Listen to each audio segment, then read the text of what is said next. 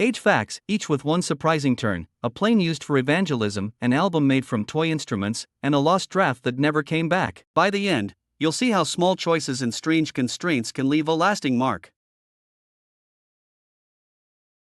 A church mission group uses an airplane to evangelize. The Flying Padres do part of their work from the sky. Some communities are hard to reach by road or on foot. Long distances can turn a simple visit into a long journey. That is where aviation comes in. The plane carries the mission farther and faster, turning flight into a practical tool for evangelize work. With the airplane, the mission can reach places that would otherwise be missed. A flight can connect a far-off stop with a human visit, so the plane becomes part of the outreach itself. In this story, a flight is not just travel, but a bridge to people on the ground.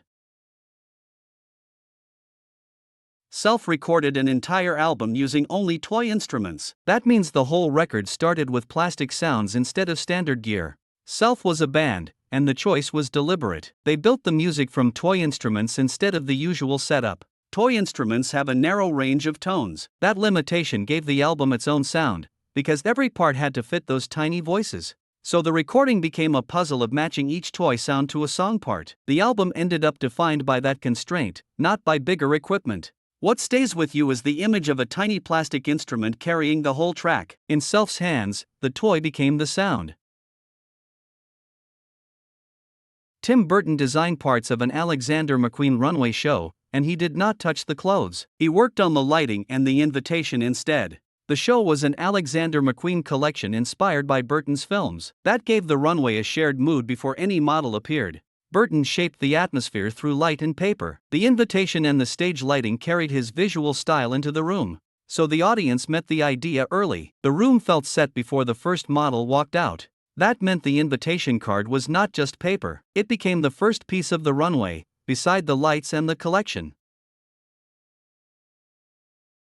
Christopher Judge did not start on a football field and stay there. He won a TV hosting contest instead. A local Oregon station was looking for a morning show host. The opening was on camera, live in a studio. He won the contest and stepped into the host role. That meant real time in front of a camera, speaking to viewers on air. That on-air work gave him experience that mattered. It became a launch point toward acting, not just a one-time prize. So a contest, a morning show, and a station turned into a first screen job. The path begins at a microphone on a bright set.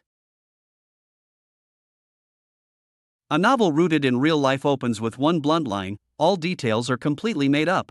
Before the story begins, an epigraph sits on the page. It frames the book as a novel, not a transcript of events. That sentence tells readers not to treat every scene as literal fact. It lets memory, voice, and invention share the same page. The result is a careful blur. The opening page changes how each remembered detail is read.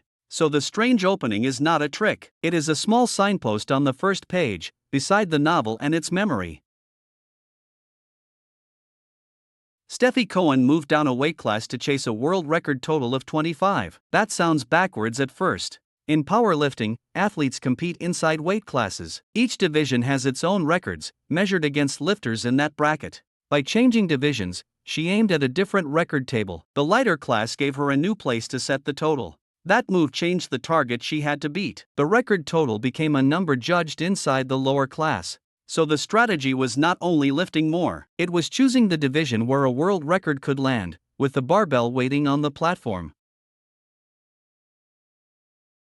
One medal carried Great Britain's entire 2010 Winter Olympics tally. Amy Williams won it, and the rest of the board stayed empty. The Games were the 2010 Winter Olympics, where countries were measured by medals won. Great Britain finished with only that single result.